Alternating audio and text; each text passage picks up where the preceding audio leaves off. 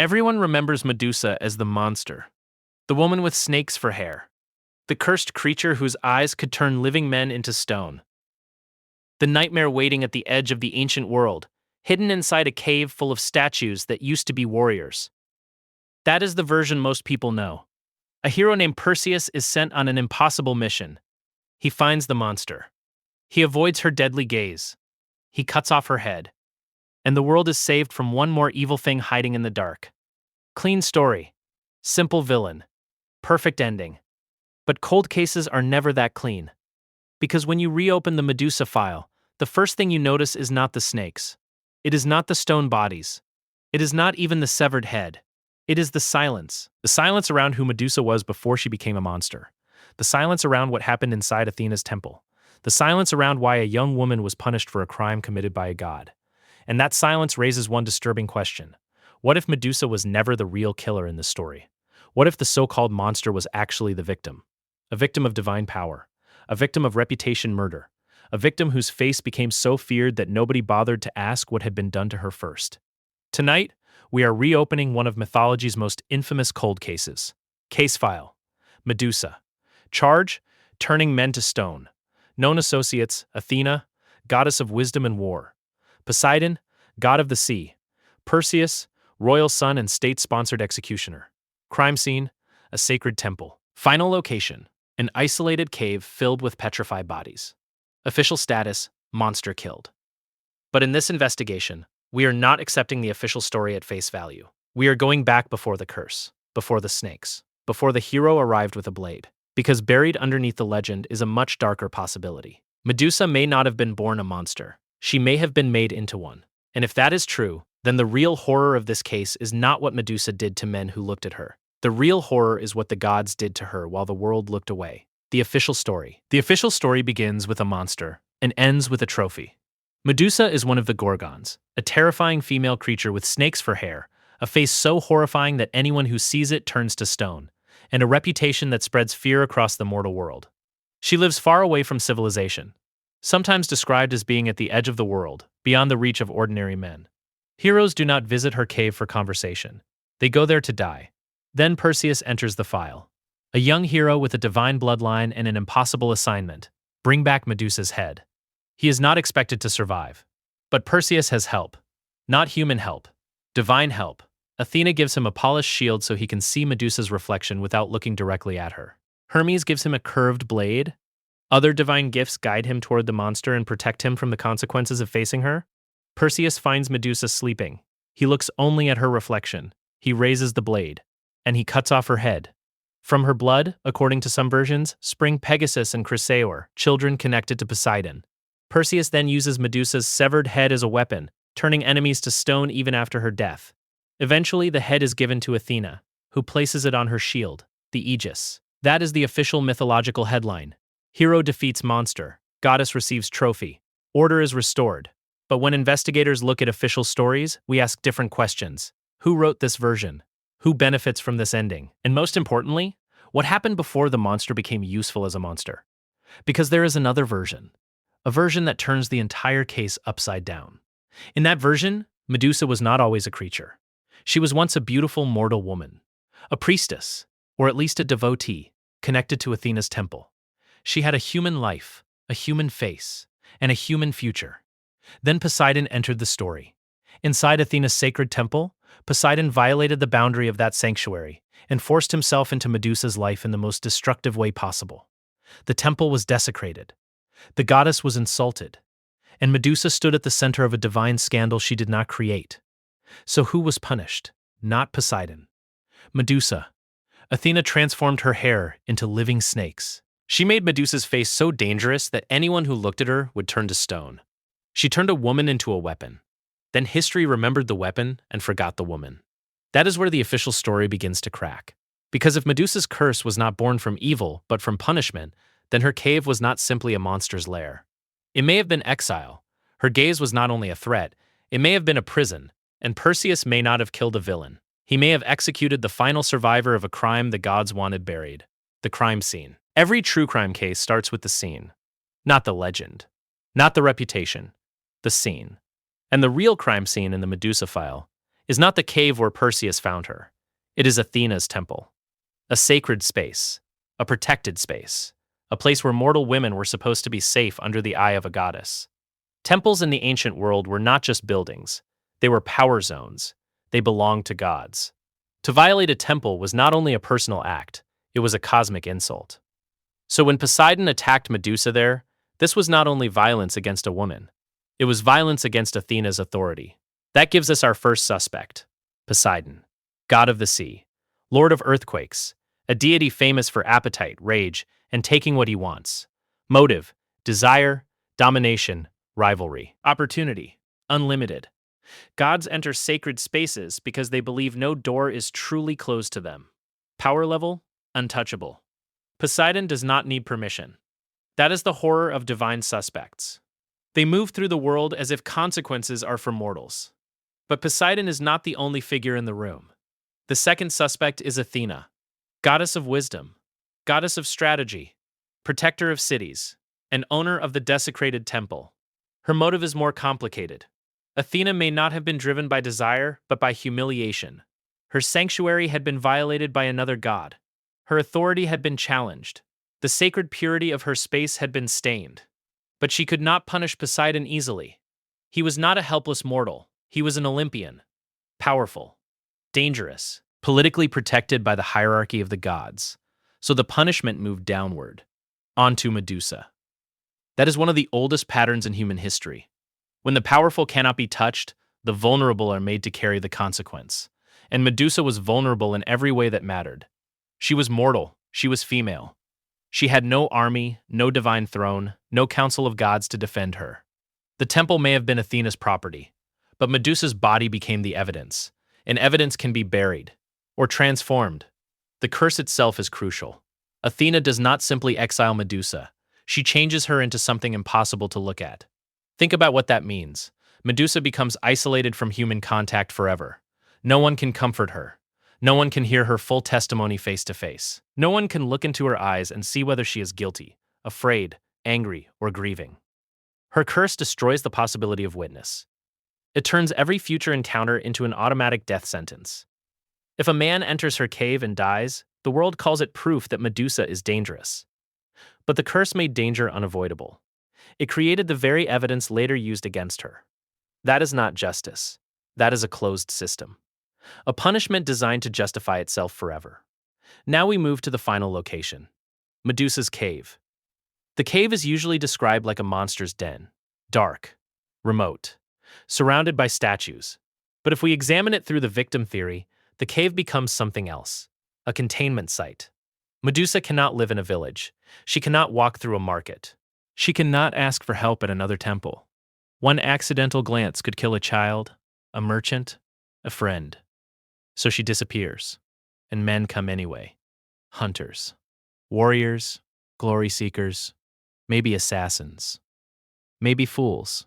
They enter the cave of a woman cursed to kill anyone who looks at her, and when they become stone, history calls them her victims. But what were they doing there? Were they innocent travelers? Or were they men coming for the monster? For fame? For proof of courage?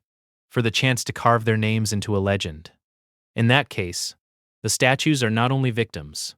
They are trespassers, frozen at the moment they cross the final boundary Medusa had left. Her gaze becomes less like murder, and more like a security system installed by the gods without her consent. Brutal. Unforgiving, but born from a crime committed against her. The evidence. The first major piece of evidence is the timeline. Medusa is remembered as a monster after the transformation, but the myth still preserves traces of who she was before. Beautiful. Mortal. Desired by a god. Connected to Athena's temple. Those details matter because monsters in mythology are often born as monsters. Their bodies announce their nature from the beginning. Medusa is different. Her monstrosity has an origin event, a before and an after. That means the case is not simply about what she became. It is about who changed her and why. The second piece of evidence is Poseidon's escape from consequence. In the official heroic version, Poseidon almost disappears after the temple incident. His role is reduced, softened, or ignored. But his presence remains in the aftermath. When Medusa dies, Pegasus and Chrysaor emerge from her blood, tying the event back to him. Even in death, her body carries proof of the god connected to her destruction. Yet Poseidon is never hunted. No hero is sent to take his head. No goddess turns him into something hideous. No temple statue shows him as the shame of Olympus. Instead, Medusa becomes the face of the crime. That is evidence of power protecting power. The third piece of evidence is Athena's benefit. Athena's role is often framed as divine justice or strategic assistance. She helps Perseus defeat Medusa, then receives the head and places it on her shield. But stop there. Ask the investigators' question. Who profits? Athena does. The woman punished in Athena's temple becomes Athena's weapon. Medusa's head, still powerful after death, becomes part of Athena's divine armor. The victim's curse is converted into branding, protection, and intimidation. That is not a minor detail. That is evidence repurposed as property. A mortal woman is transformed, exiled, hunted, killed, decapitated, and finally mounted onto the symbol of the goddess who punished her. If this were a modern case file, investigators would call that deeply suspicious. The fourth piece of evidence is the nature of the curse. If Athena only wanted to punish Medusa, why make her gaze deadly? Why not banish her? Why not mark her? Why create a power that turns anyone who sees her into stone? One interpretation is that Athena made Medusa monstrous out of rage. Another is darker. Athena made Medusa impossible to approach, impossible to question, impossible to reintegrate. A living witness who cannot safely be seen is a witness effectively erased. Anyone who wanted to hear Medusa's side would have to risk death just to face her. The curse isolated the testimony. And once Medusa was alone, the world could fill that silence with whatever story it preferred. The fifth piece of evidence is Perseus himself. In heroic myth, Perseus is brave. But in this investigation, his role is more complicated. He does not arrive as a neutral party. He arrives armed by gods, guided by gods, protected by gods. His mission is not to investigate Medusa, it is to retrieve her head. That means the verdict was decided before he ever entered the cave. There was no trial, no witness statement, no attempt to understand whether the creature in the cave was evil, cursed, trapped, or defending herself. Perseus was not sent to solve the case. He was sent to close it, permanently. And the method matters. Medusa is sleeping when he kills her. Not attacking a city, not leading an army, not turning a crowd of innocents to stone in the marketplace. Sleeping. That image does not fit the clean monster narrative. It looks less like battle and more like an execution. A divine hit carried out by a hero whose legacy depended on never asking too many questions. The sixth piece of evidence is cultural memory. For centuries, Medusa's face has been used as a symbol of terror, protection, rage, and female power. People keep returning to her image because it refuses to stay simple. If she were only a monster, the case would feel closed. But something about Medusa keeps demanding a retrial. Maybe because the myth contains a truth too old to bury. A woman can be harmed, punished for being harmed, feared for surviving, and then blamed for the fear she inspires. That pattern is not ancient, it is familiar. And that familiarity is why the Medusa case still feels alive. The evidence does not erase the men turned to stone. They existed inside the story. They died because of her gaze. But guilt is not only about outcome. It is about intent, cause, and circumstance. If Medusa's gaze was forced on her, if exile was forced on her, if men entered her last refuge looking for glory, then the charge of monster becomes unstable. Was she killing, or was the curse killing through her?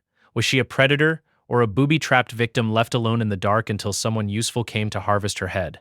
That is the central contradiction of this file. The official story needs Medusa to be simple. The evidence refuses.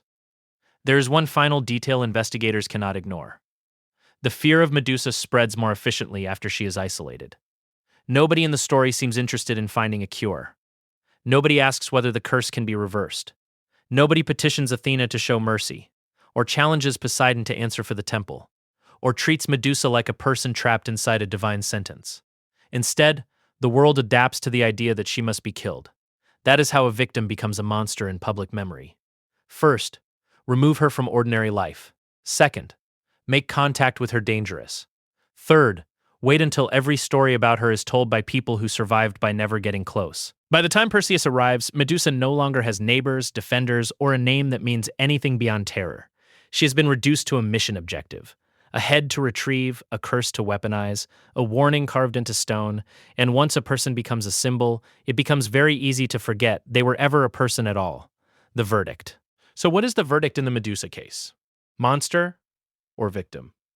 If we judge only by the aftermath, the answer seems obvious. Men looked at Medusa and turned to stone. Her head remained deadly even after death.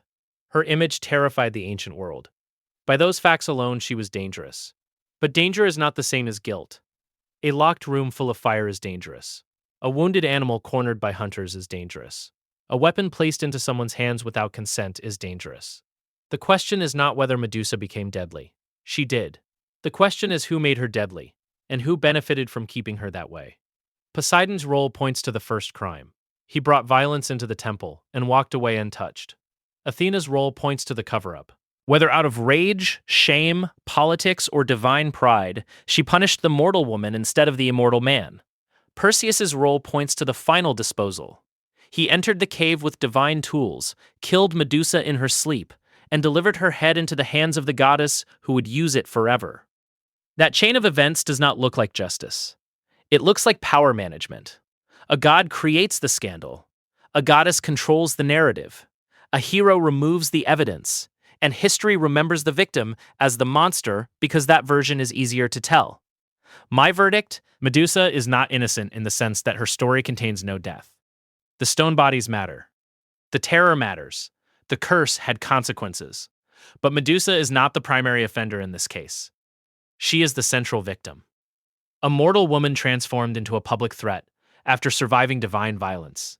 A witness made impossible to question. A scapegoat whose punishment protected the reputations of gods. And finally, a body turned into a trophy. The real monsters in the Medusa file were never hiding in the cave. They were standing in temples, sitting on thrones, handing heroes polished shields and calling it destiny. So the official case may be closed. Perseus killed Medusa. Athena claimed the head. The myth moved on, but the cold case remains open in one crucial way, because we still have to decide what kind of story we are willing to believe. Do we believe the powerful when they point at the ruined woman and say, "There is the monster"? Or do we ask what happened to her before everyone became afraid of her face? Medusa's tragedy is not that men turned to stone when they looked at her. It is that nobody looked closely enough while she was still human. CTA. That was the first file from Dark Mythology case files. The Medusa case: monster, victim, or divine cover-up. Now I want to hear your verdict. Was Medusa truly guilty? Was Athena protecting her temple or burying the evidence? And which myth should we reopen next? Let me know in the comments.